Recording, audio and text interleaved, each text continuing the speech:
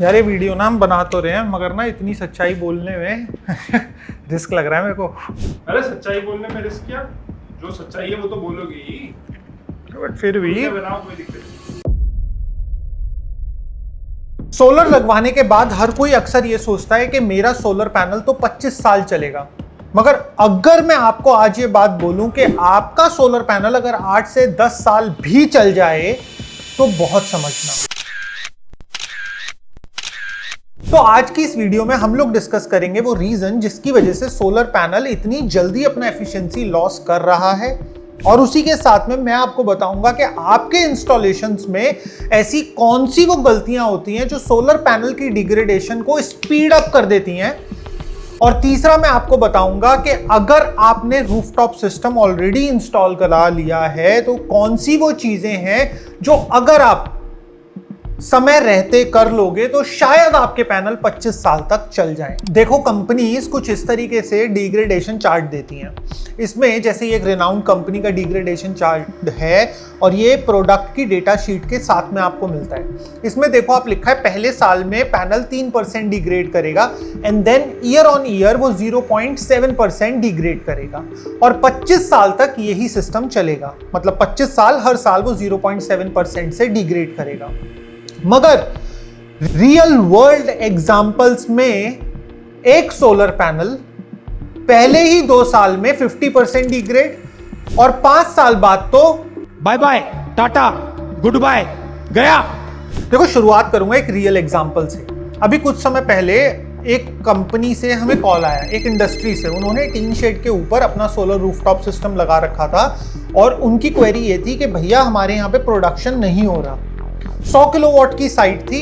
हमने उनसे पूछा आपकी साइट का प्रोडक्शन, करंट प्रोडक्शन कितना है? तो उन्होंने बोला भाई 100 से 125 यूनिट बना रहे हैं, जो कि ताज्जुब करने वाली बात है। 100 किलोवाट की साइट को मिनिमम 400 से 450 यूनिट बनानी चाहिए। हमने बोला कि हम आपका इंस्पेक्शन करेंगे बट आप अपने इंस्टॉलर से पहले बात करो। वो आपको क्या बोलते, कहते हैं इंस्टॉलर ने काम बंद कर दिया, अब उसका नंबर भी नहीं मिल रहा है, ना वो इंस्टॉलर को हम ट्रैक कर पा रहे हैं। हमने कहा ठीक है चलो हम विजिट करते हैं। ऑफकोर्स ये एक पेड विजिट था, तो हमने उनसे पैसे लिए। हमारे इंजीनियर साइट पे गए। सबसे पहले उन्होंने इन्वर्टर का डेटा उठा के देखा और एक्चुअल में ये साइट 100 से 125 यूनिट्स बना रही थी। अब होता क्या है कि जब रूफटॉप पर जाते हैं हमारे इंजीनियर्स इंस्पेक्शन करने, तो वो देखते हैं कि ऑफकोर्स पैनल्स बहुत गंदे हैं। जब आपका इंस्टॉलर ही नहीं है तो मेंटेनेंस करेगा कौन साइट की? तो सबसे पहले तो हमारे डिपार्टमेंट से कुछ लोग जाके पैनल्स की सफाई करते हैं, पूरी थॉरो क्लीनिंग होती है। क्लीनिंग के बाद में 10 से 15% का इंप्रूवमेंट भी आता है। मगर 10 से 15% के इंप्रूवमेंट के बाद में भी सिस्टम पहुंचा था कुल आपका 170 यूनिट्स पर, और कायदे में उसे मिनिमम टू मिनिमम 350 से 400 तो बनानी ही चाहिए थी। फिर उसके बाद में हमने एक थर्मल स्कैनिंग करी हर एक पैनल की, और थर्मल स्कैनिंग में कुछ चौंकाने वाली और ताज्जुब करने वाली चीजें निकल के आई। और यहीं पे आप अपनी स्क्रीन के ऊपर देख सकते हो, एक सोलर सेल के ऊपर एक चिप्ड छोटा सा टुकड़ा सोलर सेल का पड़ा हुआ। उसी के अलावा जो बस बार है वो रिबन से टेढ़ा होके कनेक्ट हो रही है, जहां पे कि वो दूसरे सेल से टच हो रही है। और यहां तक कि हद तो तब हो गई जब ग्लास के अंदर लगा हुआ सोलर सेल ही टूटा हुआ था और जहां पे ग्लास में कोई भी ब्रेकेज नहीं थी। तो आखिर इस साइट में ऐसा हुआ क्या कि इतना बड़ा ब्लंडर देखने को मिला? और सबसे बड़ी चीज, जब ये सिस्टम इंस्टॉल हो रहा था तब कस्टमर क्या सो रहा था, उसने तब जनरेशन नहीं देखा इस सिस्टम का। तो दोस्तों, इंडस्ट्री की जो इस तरीके की सच्चाई होती है ये हम लोगों के लिए आसान नहीं होता, इतना सच स्पष्ट तरीके से कैमरे पे आके बोलना। और हमारे को इस चीज के लिए बहुत सारे चैलेंजेस का सामना करना पड़ता है।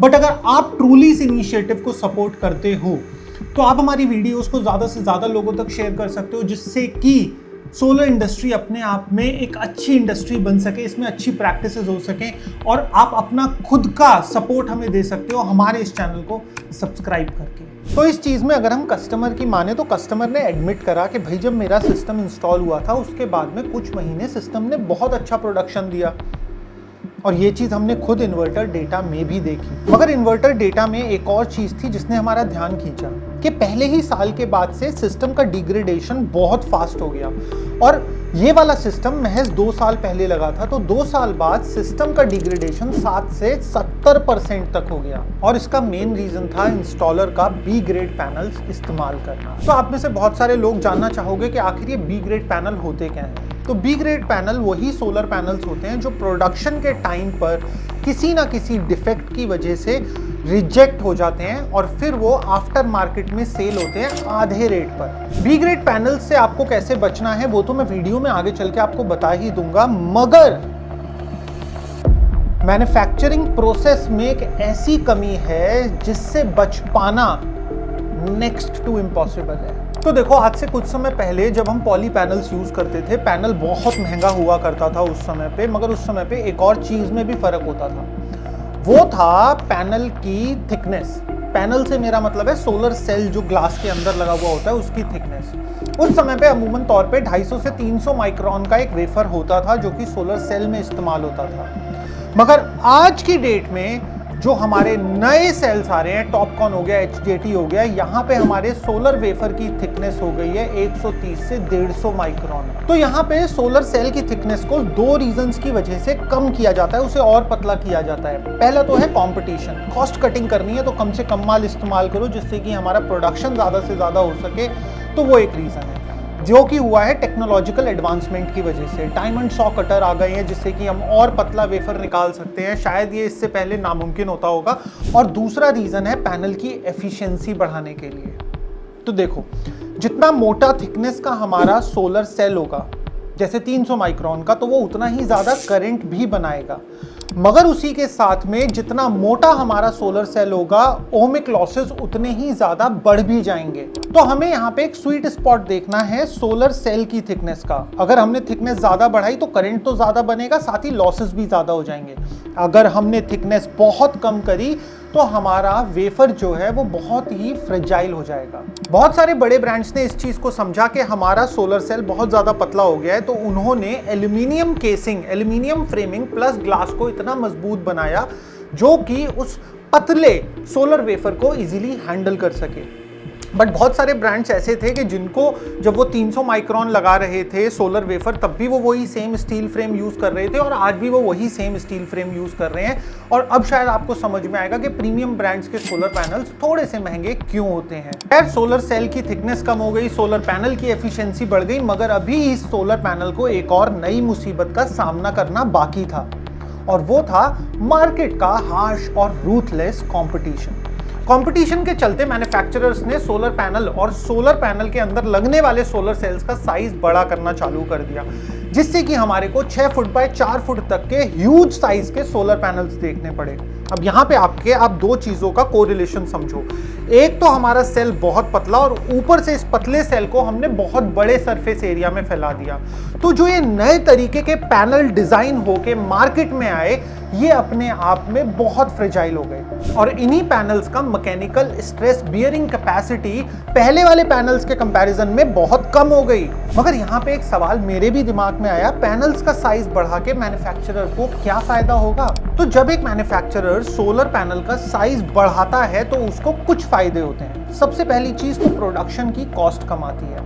पैनल का अपने आप में प्राइस पर वॉट बहुत कम हो जाता है। पैनल की ट्रांसपोर्टेशन में भी पैसा बचता है और पैनल के इंस्टॉलेशन में जो मटेरियल इस्तेमाल होना था वो भी कम लगता है। और इन सब के साथ में सबसे बड़ी चीज कि ओवरऑल सोलर का LCOE, लेवलाइज्ड कॉस्ट ऑफ एनर्जी, कम हो जाता है। अब मार्केट कंपटीशन की वजह से अब ये सुपर एफिशिएंट सोलर सेल सबके रूफटॉप पर लग जाता है, मगर यहाँ पे समझने वाली चीज क्या है, ये वाला सेल मैकेनिकल स्ट्रेस ज्यादा नहीं ले सकता। अब आपको किस चीज का ध्यान रखना है कि विंड लोड का प्रेशर आएगा तो भी माइनर सेल क्रैक्स डेवलप हो सकते हैं, बर्फ गिरेगी, पानी गिरेगा, तो इन सब कंडीशंस में ये वाला सेल पुराने सेल के कंपैरिजन में थोड़ा ज्यादा फ्रेजाइल होता है। बट बहुत सारे केसेस में क्या देखा गया है कि जब स्ट्रक्चर लगाया जाता है, स्ट्रक्चर में भी हल्का सा अगर वॉबल होगा और आपका इंस्टॉलर उसी पैनल को उसी स्ट्रक्चर पे टाइट करेगा तो वो वाले पैनल में बेंडिंग इश्यूज आ सकते हैं और जो कि माइनर क्रैक्स डेवलप कर सकता है सोलर सेल में। तो अब मैं आपको जल्दी से बताता हूं कि आप इन सब चीजों से किस तरीके से अपने सोलर रूफटॉप सिस्टम को बचा सकते हो, और अगर आप एक नया इंस्टॉलेशन करा रहे हो तो किन चीजों का आपको ध्यान रखना है।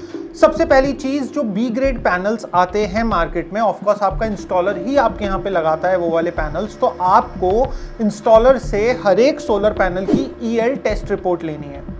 हर एक सोलर मैन्युफैक्चरर हर पैनल का EL टेस्ट करता है। ईएल टेस्ट के अंदर क्या होता है, सोलर सेल के अंदर रिवर्स इलेक्ट्रिसिटी दी जाती है जिससे कि सोलर सेल, इसको इलेक्ट्रोल्यूमिनेसेंस टेस्ट कहते हैं, जिससे कि सोलर सेल ग्लो करने लगता है। और जब वो ग्लो करता है तो उसके अंदर बारीक से बारीक dysfunctioning, cell crack, micro crack सब विजिबल हो जाते हैं। तो वो ईएल टेस्ट हर एक सोलर पैनल का होता है और आप अपने मैन्युफैक्चरर से मांग सकते हो। ये ऑन रिक्वेस्ट ही मिलता है, हर मैन्युफैक्चरर नहीं देता है, बट ऑन रिक्वेस्ट आपको डिनाई भी नहीं करा जाएगा। और इसी के साथ में अगर आप एक नई इंस्टॉलेशन में सोलर पैनल चुनना चाहते हो तो ज़रूरी नहीं है कि आपको लेटेस्ट पैनल जो कि सबसे बड़े साइज का है उसे ही चुनना है। अगर आपकी छत पे 590, 530 वॉट का पैनल सफिशिएंट है और आपके पास स्पेसिंग बच रही है तो आप उस वाले पैनल के लिए जा सकते हो, क्योंकि बड़े पैनल में माइक्रो क्रैक्स डेवलप होने के चांसेस भी उतने ही ज़्यादा बढ़ जाते हैं। मैन्युफैक्चरर अपना फायदा देखेगा, वो बड़े से बड़ा पैनल बनाएगा क्योंकि उसे मार्केट कॉम्पिटिशन सर्वाइव करना है। बट एज अ कस्टमर जब आपको पूरा ज्ञान है तो आपका लेटेस्ट टेक्नोलॉजी पे जाने का उतना अल्टरनेट नहीं रहता जब आपका छोटे पैनल साइज से काम हो सकता है। छोटे पैनल साइज में माइक्रो क्रैक्स इजीली डेवलप नहीं होते, उसकी मैकेनिकल स्ट्रेस बियरिंग कैपेसिटी भी ज़्यादा होती है। तीसरी चीज़ आती है स्ट्रक्चर पे। बहुत सारे लोग सोचते हैं कि हमें सस्ता इंस्टॉलर चाहिए। सस्ता इंस्टॉलर थर्ड क्लास स्ट्रक्चर लाता है जिसमें बेंडिंग्स होती हैं और अनइवन सरफेस होता है। अब ऐसे स्ट्रक्चर में क्या होता है कि आपका इंस्टॉलर तो पैनल को स्ट्रक्चर से ही टाइट करेगा तो पैनल में बेंडिंग आ जाती है। और नए तरीके के पैनल जो आजकल मार्केट में आ रहे हैं बड़े साइज में, उनमें ये भी देखा गया है कि वो अपने ही वेट से डिफॉर्मेशन आ जाता है उनके अंदर। मतलब वो उनका एल्यूमिनियम फ्रेमिंग कई बार इतना भारी होता है, सेंटर पोजीशन इतनी हल्की होती है, उनका साइज इतना बड़ा होता है कि अगर हमने उन्हें 2 पर्लिन पे रख दिया, फॉर एग्जाम्पल, पर्लिन बेसिकली जो पैनल के नीचे का सपोर्ट होता है, अगर हमने उन्हें 2 पर्लिन पे रख दिया तो वो डिफॉर्म करने लगते हैं। तो इसीलिए बड़े साइज के पैनल्स के लिए मैन्युफैक्चरर ये बोलता है कि मैं आपको तभी वारंटी दूंगा जब आप उसे 3 पर्लिन्स पे लगाओगे।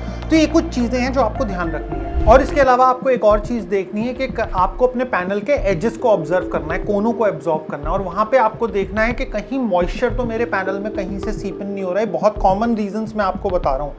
ये चीज़ें आपको 100 में से 1-2 इंस्टॉलेशंस में तो देखने को मिल ही जाएंगी। अगर मॉइस्चर आने लगता है सोलर सेल के अंदर तो जो इलेक्ट्रॉन्स होते हैं जिनको बस बार्स में फ्लो करना चाहिए, वो मॉइस्चर को पकड़ के पैनल के आउटर फ्रेम में ट्रैवल करने लग जाते हैं। आउटर फ्रेम से वो स्ट्रक्चर में जाते हैं, स्ट्रक्चर से अर्थिंग की मदद लेके वो सीधा अर्थ में चले जाते हैं। तो जो बिजली आपके घर में सप्लाई होनी थी वो डायरेक्टली वेस्ट होके अर्थ में चली जाती है। तो आप लोगों को मॉइस्चर इंजेक्शन का अपने पैनल के अंदर खास तौर से ध्यान रखना है। और वैसे इतना ही नहीं, आजकल तो कंपनीज भी पैनल बेचने के बाद में 25 साल की गारंटी से बचने के तरीके ढूंढती हैं। हमने इस पर एक वीडियो बनाई है डेडिकेटेडली। अगर आप वो वाली वीडियो देखना चाहते हो जिसमें मैंने एक्सप्लेन करा है कि गारंटी पैनल्स पर किस तरीके से केवल कागज़ों में होती है, असलियत में नहीं, तो आप वो वाली वीडियो देख सकते हो, यहाँ पे आ रही होगी।